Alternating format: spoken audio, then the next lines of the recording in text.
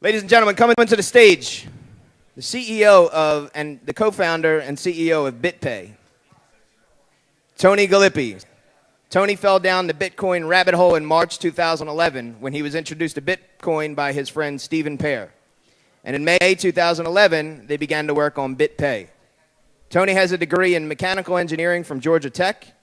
He spent 16 years doing sales in the robotics industry, and I'm really excited about the silence that you guys are going to show him. And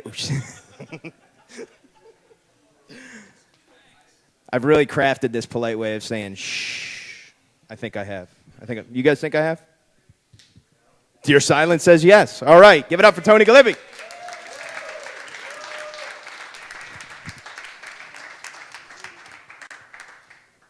All right, thank you. Before we begin, I just wanted to throw up a video that we had produced maybe about 6 months ago. I think it's really appropriate for this audience. So while people are still eating their lunch, why don't we just run this? You're upset with the banks, but you keep banking with them. You're upset with Wall Street, but you keep buying their stocks. And you're really pissed off with brokers stealing your money. And the government is letting them get away with it. There is an alternative. It's called Bitcoin.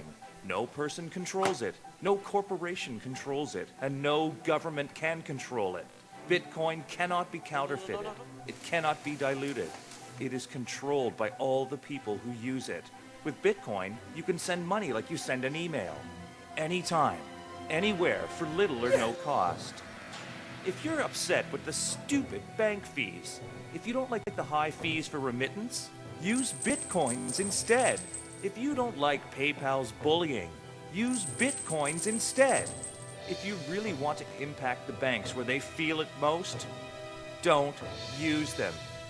Screw banks! Use Bitcoins instead.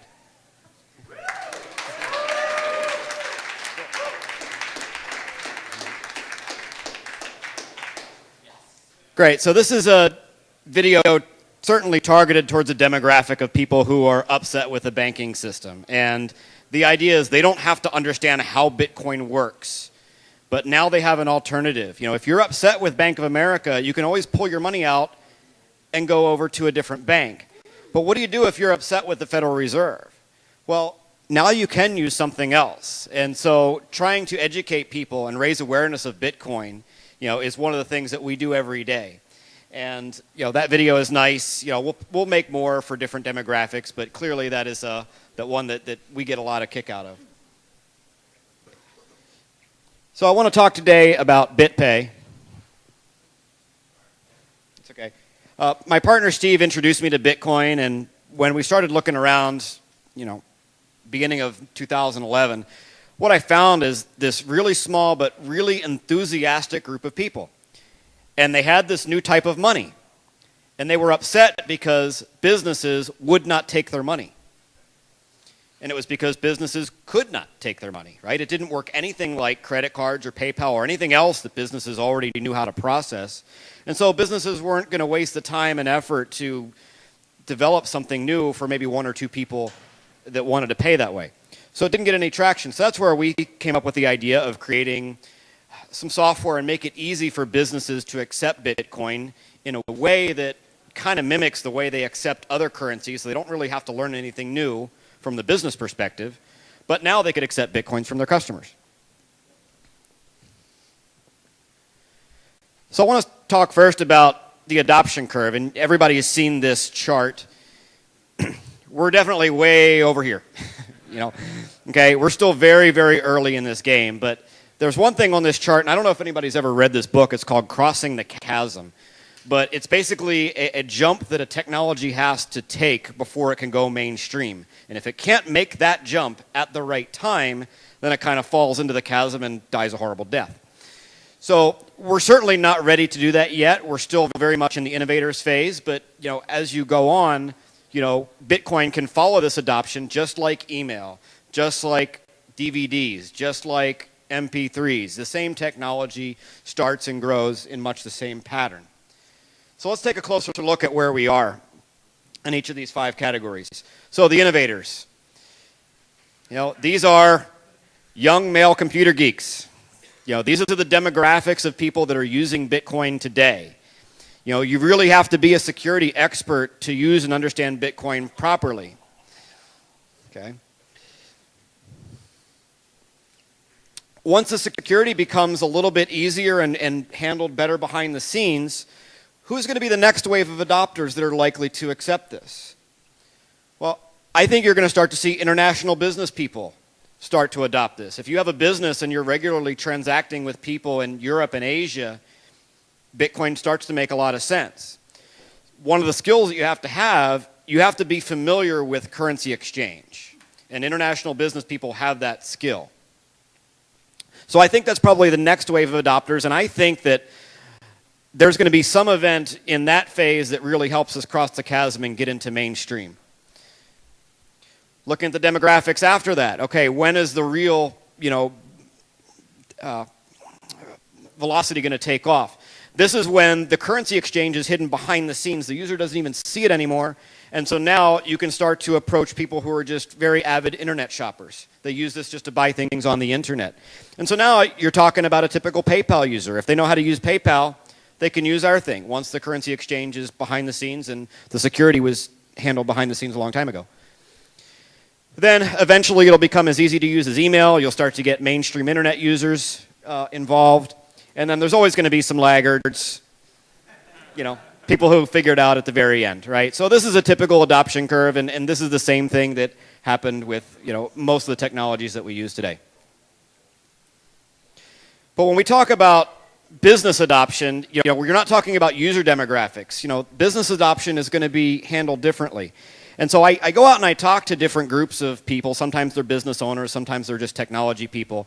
And I like to put up the slide, and I like to ask the audience, and if you've seen my video, don't answer it. Give people a fresh chance to look at this. But who can tell me, what is wrong with that picture? Correct. That is not Ned Flanders. That is Homer Simpson. But he has Ned Flanders' credit card, and he's going to go shopping on the internet, and he's going to do a lot of damage. So whenever I talk to businesses and reporters and other people that are somewhat, not technical, I try to beat home one simple point. And if they can understand this one point, then everything else becomes a lot clearer. And the point is this. Credit cards were never designed for the internet. They were designed in the 1950s and 1960s as something that you present in person. And when you present them in person, if the business has any question about who you are, they can ask for your ID. But when you sign the slip, like you've done at the bar or any place else, if you look where your signature is, it says, "I agree to pay." You are signing a contract. That's what this is designed for. It's a contract to pay. When you're on the internet, they can't check your ID. They can't get a signature. So we're using them in a way that they were never designed, and it causes a lot of problems. It's a situation called the card's not present. And there are huge risks involved when you try to use credit cards this way. Identity theft, right? Ned Flanders is a victim of identity theft, but so are 10 million other people a year. Because every time you go shopping, you got to fill out this whole long form with your name, your address, your zip code, the secret code on the back, and everything else they ask you for. But coincidentally, that's all the information that a thief would need to steal to pretend to be you. So identity theft happens, and it changes people's buying habits. If you are a customer and you shop somewhere and you are a victim of identity theft, you're probably not going to go shop there again, even though it may not have the business may not be at fault. Fraud, this is what costs the businesses. Zach talked about this earlier, but when you look at some reports, LexisNexis does a survey every year. It's called the True Cost of Fraud. They survey retailers. And they put the numbers still well above $100 billion a year that businesses are losing in payment fraud. I mean, this is a GDP type number, right? This is almost 1% of our GDP is credit card fraud. I mean, the numbers are huge. You also have the risk of security breaches. We all hear the stories. Sony PlayStation gets hacked, and Citigroup gets hacked, and Global Payments leaks out 1.5 million credit card numbers. Well, no kidding, because the way this is designed, your account numbers are always exposed. They're always out there. You always have to prove who you are every time you want to make a purchase.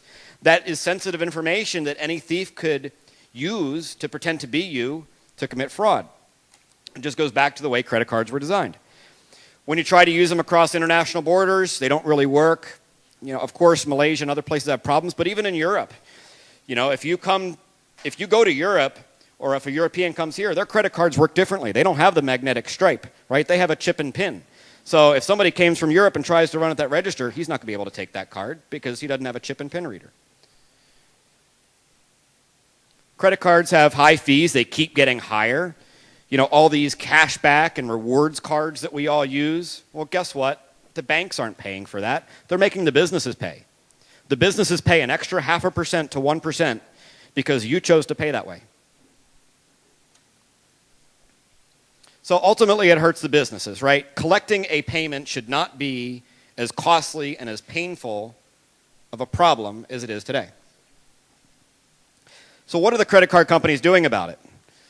Well, this is Visa. This is their data center in Virginia. This is the one with the moat. And I don't know if anybody's ever seen this picture.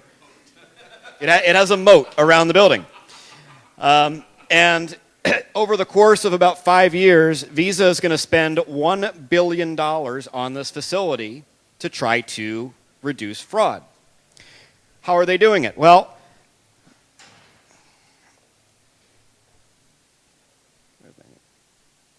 we lost a bullet there. Well, the way they do it is they build a predictive behavior model of every cardholder.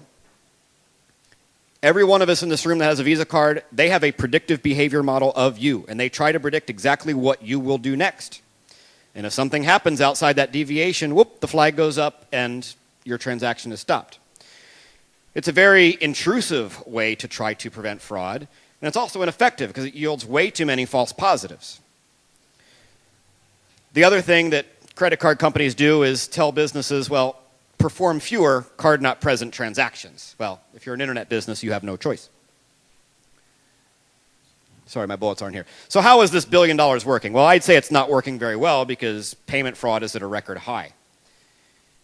There's a significant uptick this year, not only in friendly fraud, such as scams, but also real criminal fraud.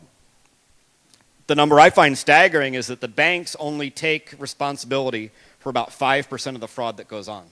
The other 95%, they make the businesses pay in terms of a chargeback, or they just take the money back out of their pocket. So what happens is, when Zach talked about this, every time he gets an order, he's got to spend an hour trying to be a private detective, trying to figure out if this is a scam or not. Contacting the guy. Who's your employer? What's your address history? What's this for? Trying to determine if this is legitimate. And at some point, he's going to say, well, what the heck am I paying Visa for? Why am I paying them 3% of this when I have to do all the work? So again, $1 billion facility, and it's not working. We certainly believe that Bitcoin is a solution. And whenever we talk to businesses, we don't talk about the technical aspects of Bitcoin, and we don't talk about Satoshi. We simply talk about it as a global peer-to-peer payment network. That's in its simplest form what it is, with the understanding that someone doesn't need to know how an engine works to drive a car. People drive cars every day. Maybe some people in this room can answer this question, but who can tell me how an email gets from point A to point B? You guys can. You're a very, very small minority. Yet we all use email every day, right? It just works. And so the underlying benefit is that people don't have to understand how it works. And a lot of times they just get confused if you get in over their head. So by going to Bitcoin, what are some of the benefits? Well, first and foremost, we can stop identity theft. It will never happen with Bitcoin because you don't have to provide your identity in order to make a purchase. We can also drastically reduce fraud. When you look at credit cards, on average, 1 out of about every 250 charges is fraudulent. I can't speak on behalf of everybody in Bitcoin, but at BitPay, we've done almost 10,000, well, actually over 10,000 transactions. We've had exactly 0 cases of fraud. So we don't want to say it can never happen. It just hasn't happened yet. Maybe nobody's really tried to double spend us, but I think the double spending is a 2009, 2010 concern. With the size of the network today, I think it's really not an issue.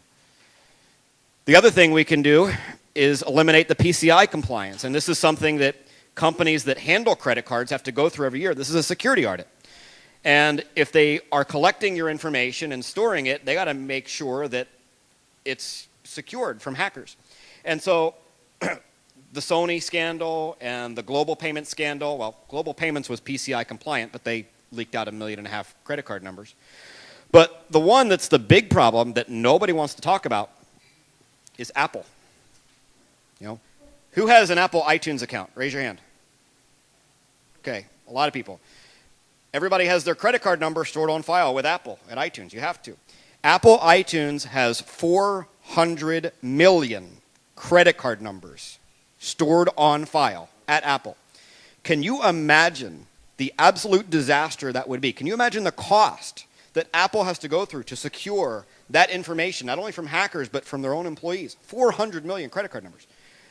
It's staggering, and especially when you see reports that in the Apple apps, they transmit your Apple ID and password in plain text. I don't know if you guys saw that report. If you're making an in-app purchase, yeah, that's your username and password is in plain text for an in-app purchase. So it doesn't give a lot of confidence in that. Now we start to get into the benefits. Zach touched on this earlier. The key term here that people want to hear is how can they monetize emerging markets? I have a website. People can reach my website from almost 200 countries, but I can only take a payment from 12 of them. Doesn't really help me, right? Your payment network is limiting you. With Bitcoin, you don't have those limits. You can now monetize emerging markets. Look, there's middle classes with money to spend in India, in Indonesia, in Brazil. Bitcoin lets you take those payments and not have to worry about it. Bitcoin is also a mobile payment play. This is going to be a really crowded space in a few years. But Bitcoin is very unique in this space, and I'll talk about why in a second. But when we talk to companies, I highlight two things that Bitcoin can do, hands down, better than any other payment network in the world. Number one, we can do internet payments across international borders like a piece of cake. Nobody else can do this as seamlessly as Bitcoin can. Not American Express, not PayPal, not Visa. None of those guys can do it as easily as we can. The other thing we can do, by design, the mobile wallets for Bitcoin are global. You can use them in any country. Google can't do that. Bank of America can't do that.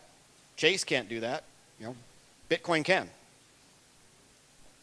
So this is a game changer. If you try to talk to a business owner, you have to kind of talk about in broader terms about what this technology means to them. And so some of the terms I like to use are enabling technologies. And what's the pattern here? Well, in the 1980s, email enabled businesses to be much more efficient in their written communication. They don't have to overnight letters anymore, right? In the 1990s, Netscape and the internet, the World Wide Web, made publishing, content distribution much more efficient.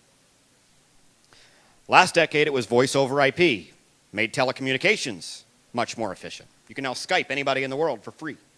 Who uses a long distance line anymore? So this decade, the next step in this evolution is money over IP. And that's what Bitcoin is.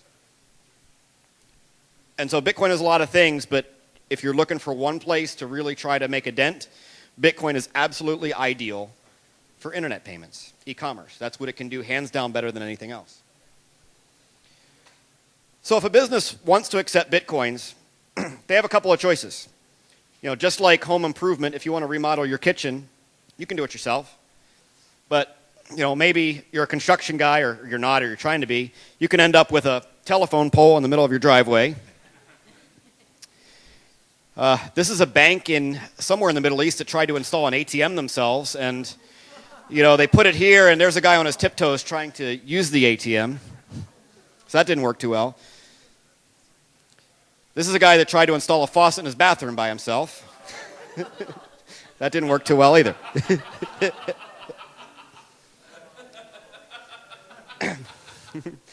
But if a company wanted to accept Bitcoin themselves, they could, and this is what they would have to do. They'd have to install and secure their software. They'd have to have some type of a Bitcoin wallet, a hot wallet on their web server. So you have to be an internet security expert, really, to even get past that first step.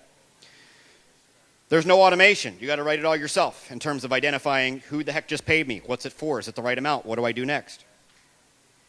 You have to manually handle the currency exchange. If you don't want to keep the Bitcoins, you got to send them up to an exchange and sell them for whatever you want, and then manually step through the process to withdraw those funds to your bank account. During that time, Bitcoin is volatile, as we learned. When you start talking to larger companies, that's where their accountant comes into the room, and he's like, wait a minute. What is this? How do I account for Bitcoin on my books? I don't understand this. Is it a foreign currency? Is it a commodity? What do I do? The larger companies, they're run by lawyers, and they have a whole different set of questions, right? They want to make sure they don't get sued. Is this, what are my risks as a business if we accept this? Are we going to get in trouble with the law? So there's technical risk, there's security risk, there's volatility risk, there's financial risk, there's legal risk. There's a whole lot of things that businesses look at this and they say, I don't want to deal with this. It's too much risk, right? And not many people are asking for it, so why would I go out on a limb and do all this? So that's where a service like ours is really valuable. We make it easy. They don't have to install any software, right? They can configure an account on our system. Maybe if they have a shopping cart, they can install our plugin, but they certainly don't have to install a hot wallet on their server and try to secure that. Our system is fully automated, so we make invoices for every transaction, and everything that comes in, we know exactly who just paid me, what is it for, if it's the right amount, and we notify the merchant immediately that this particular order is paid. Well, let me ask you this. Who here has made a purchase on our system or used our service before? Handful of guys? Okay. We can do some demos. Crystal's here. We can do some demos afterwards if you guys want to see some. This is another thing that makes it easy right now. Kind of a training wheels type add-on, but merchants can set up their direct deposit instructions with us. Whenever we receive Bitcoins for them, we automatically convert them to dollars and put dollars into their bank account every single day. And so that works exactly the same as how they get paid by Visa, MasterCard, Discover, everything else. You get paid in your bank account every day for all the sales you made the day before. That's just the way it works. So we modeled our system the same way so the accountants say, oh, it works just like my credit cards. Fine, I understand it. When we do this, we insulate the merchants from the currency fluctuations, right? We lock in the exchange rate. So if you send us an order for $100, say BitPay, collect $100, as long as the buyer pays, we guarantee that they'll get $100 minus our fee. So it doesn't matter if the price of Bitcoin goes up, down, sideways. It doesn't matter how many Bitcoins we collect. It doesn't matter where we sell them, what we sell them for, how long it takes us to sell them, how long it takes us to get the money from the sale, right? We manage all that so the businesses don't have to deal with it. This also makes the accounting a lot easier because now you can go to the accountant and say, well, everything's in dollars. The gross amount of your order is in dollars. The net you receive in your bank account is in dollars. The fee you pay to us is in dollars. Bitcoins are invisible, right? You don't have to allocate and account for these on your books anywhere, right? It's just a payment network. The lawyers also like it because by using a processor like us, they never legally take possession of the Bitcoin, so they really have no risk, right? We're taking that for them. So by using a service like ours, we can take the technical risk, the security risk, the financial risk, the legal risk off their shoulders. And so we're getting some traction with this. And also, if people have questions, we have a toll-free number now. And people do call us. So how are we doing? Well, we have over 2,000 businesses now using our service, accepting Bitcoins.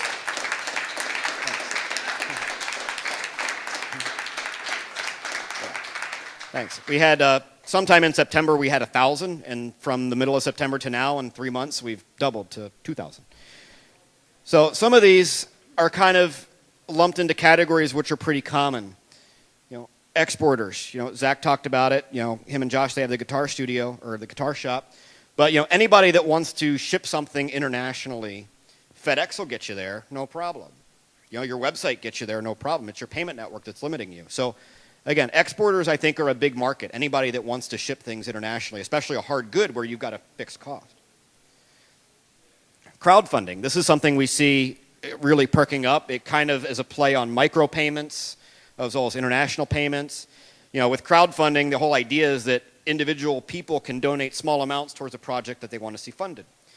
With crowdfunding now, some guy in India can send you $1 for something you want to do. That's not possible with any other payment network, right? PayPal is going to charge you 70 cents to take that dollar. It just doesn't work.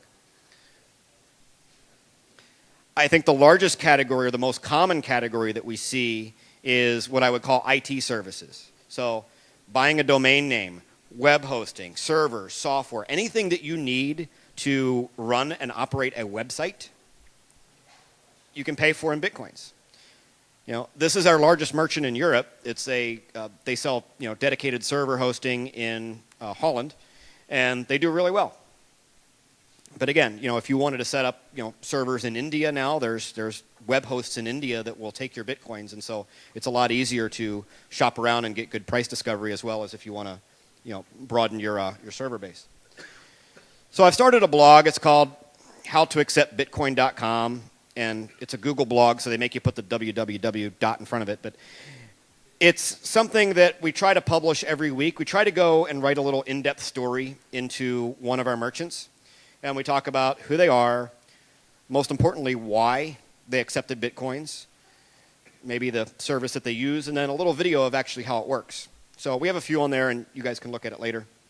We're going to try to do one with Josh in his guitar shop here real soon.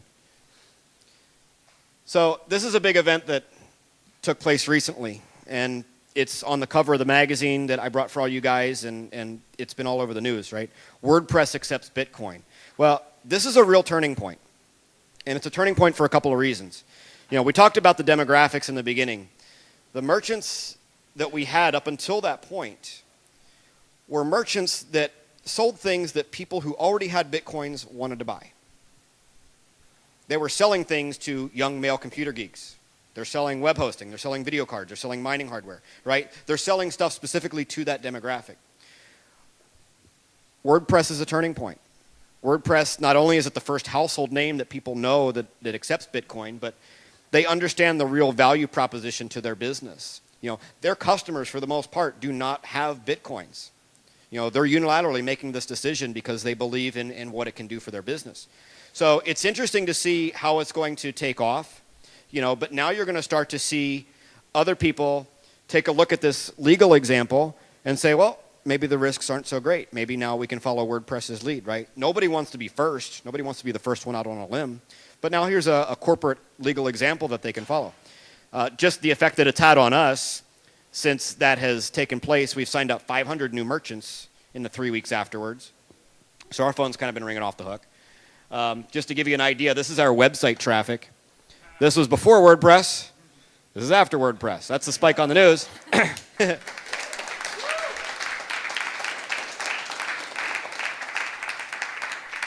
So this is a month ago now, and we're seeing a pretty steady state, holding at these levels. Our traffic is about triple what it was before that announcement. So that's good. We've been featured in a lot of stories recently. We were in the print issue of The Economist, CIO, American Banker. I make time for reporters when they call me because I think it's important to educate them properly on what Bitcoin is and what it can really do. One that's about to come out, Emirates Airlines. Everybody ever heard of them? Okay. They have an in-flight magazine. The January issue of their in-flight magazine that's in the seat pocket is going to have an article about Bitcoin. Okay. So I know that because they interviewed me for it. But when we talk about the demographics, think about the kind of people that travel on Emirates Airlines.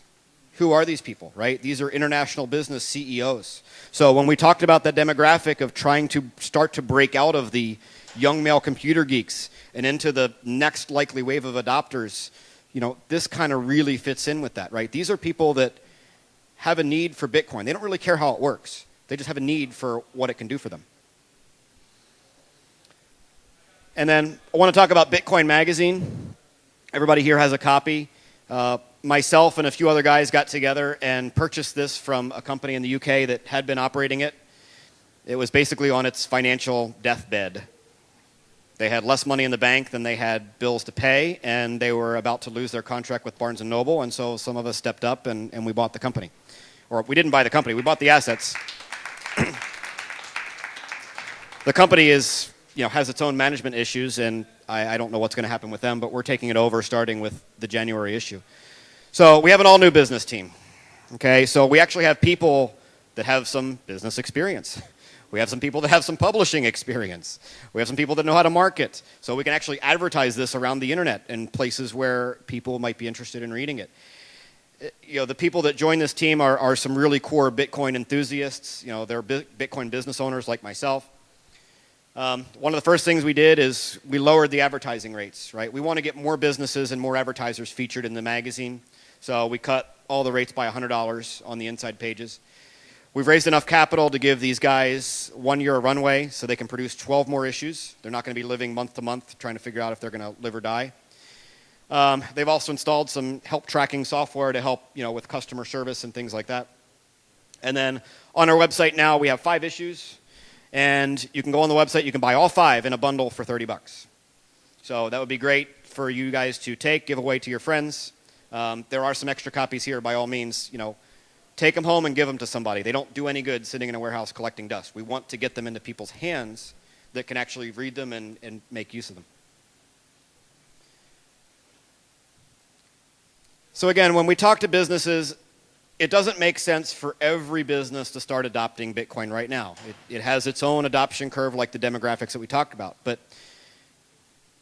if a business does a lot of card not present transactions, then they should look at Bitcoin. If a business does a lot of international transactions, they should look at Bitcoin. And if the business does a lot of card not present international transactions, absolutely they need to adopt Bitcoin right now. Okay? So that's my speech. Thank you. Any questions? Yeah. I know, I'm not sure, is this on? Okay. I know a lot of gas stations, for instance, will actually give you a better rate if you pay with cash. Do you foresee that happening with Bitcoin? Absolutely. The gas stations are in a relatively low margin business. And so for them, the 3% that they pay to the credit card companies actually severely impacts their margins. Another business where you see that differential is with when you try to buy gold and silver, right? If you're paying cash, it's a different price if you're paying with a credit card because their margins are low. So yes, when you start talking about businesses that operate on low margins, you will start to see more companies offering discounts for paying with Bitcoin. The one example that I think is maybe still a few years out is Amazon. Okay, everybody knows Amazon. Look at their quarterly report. Even if Amazon is getting a bargain basement rate on credit cards, they're still paying about $1 billion in fees to the credit card companies. But look at their income. They make $1 billion a year in profit. So what would happen to them if they could eliminate those credit card fees? They could do nothing else, and they would double their profit. Okay? So this is the kind of value proposition that businesses will start to see. And WordPress is one, but there will be some others. And you will see larger and larger companies start to adopt this. But yeah, where it makes sense to offer a discount for Bitcoin, absolutely. Because they can save so much money. Not only are they saving money, but they're also reducing risk, which is a huge part, especially for international transactions and internet transactions.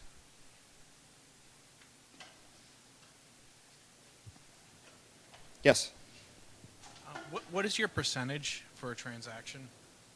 What is our percentage? So we give the merchants a choice. When Bitcoins come in, they have the option where we just push Bitcoin straight out to them and they can use our fully automated service and all the plugins and the shopping carts and stuff that we have. For that, we charge 0.99%. If a merchant wants the guaranteed exchange rate, money in their bank account, hands-free, fully automated, dollars, we charge 2.69%. So there's nobody doing card not present internet payments for credit cards under 3%. Nobody, right? PayPal is 3% plus 30 cents. Visa, MasterCard are 3.5. Oh, and don't get me started on the rewards cards and the cash back where they charge even more. So we're substantially less. But it's 0.99 for Bitcoin and 2.69 for dollars. So far, people are not complaining. Yes? A little bit more about the fees. As you get more volume, do you expect that you might be able to lower those? Since you have certain capital costs right now. Absolutely. And we already offer discounted fees for merchants that do a lot of volume with us on a monthly basis. But in our aggregate, as we do more volume totally as a company, sure. I mean, when you think about it, once we have the software built, certainly we have capital costs, we have to handle tech support, but our cost to actually process a transaction is certainly nowhere near what Visa has to do with that $1 billion overhead, right? So we have some flexibility. You know, right now, honestly, we need the money because we want to hire some more people and we want to continue to grow, and we want to do some advertising and use that money to go out and market to new businesses. But sure, there will be some flexibility once we grow. I would expect us to continue to reduce our rates over the longer term as opposed to raise them. Every time the credit card companies send you a statement in the mail, fees are changing, they only go one direction, and that is up. Anytime we send an announcement about our fees changing, it's always going to go down.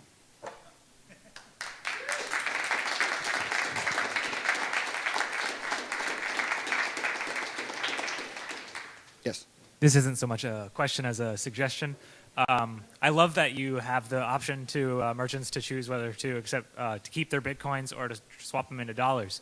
Have you thought about giving them a way to divide that proportionally? So, like, they want to keep 25% in bitcoins, then they can get their feet wet with bitcoins, keep a little of them, and they don't have to dive all in. Yeah. So the question is, you know, does it have to be all or nothing? Can we give our merchants the ability to take a portion of what comes in Bitcoin and cash out the rest in dollars? Yeah, we have that on our site today, actually. And we've seen a pattern that businesses will start out just taking 100% dollars, kind of as a training wheels type thing like I talked about. But we're starting to see more and more businesses say, well, you know what? I'm covering my costs. Let me keep 10% in Bitcoins. Let me keep 25% in Bitcoins. So it really is starting to take off. And you also have companies where right now the Bitcoin sales are such a small percentage of their business, they're just keeping it all in Bitcoin because the owner personally wants to accumulate Bitcoin, and this is the lowest cost way for him to do that, is to just sell some stuff and just keep the Bitcoins. Tony, is there a way, and you may have touched on this, to convert to currencies other than U.S. dollars, euros or Canadian dollars, through your system? Yeah, we can. It's kind of a double hop right now. We can pay directly to people's bank accounts, not only in the U.S., but also Canada and Mexico. We can do it to the U.K., and we can do it to 5 countries in Europe. So this is through a banking relationship we have here in the U.S. It's not cheap, but it works. You know, as our business grows, we'll have bank accounts set up all over the world because once you're in a country, you can do local transfers in that country for very cheap. So right now it does cost us more because we have to convert from Bitcoins to dollars first.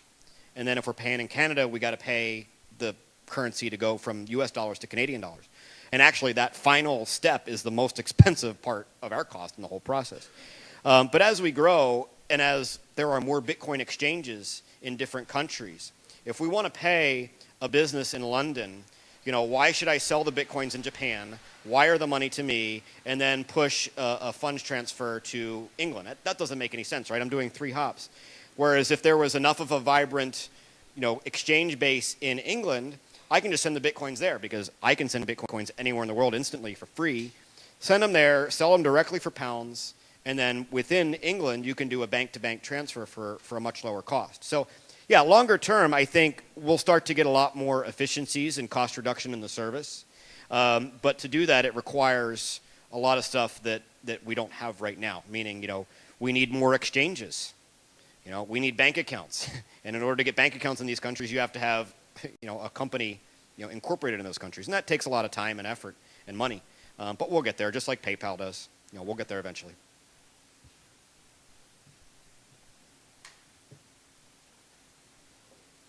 All right. Well, thank you, guys.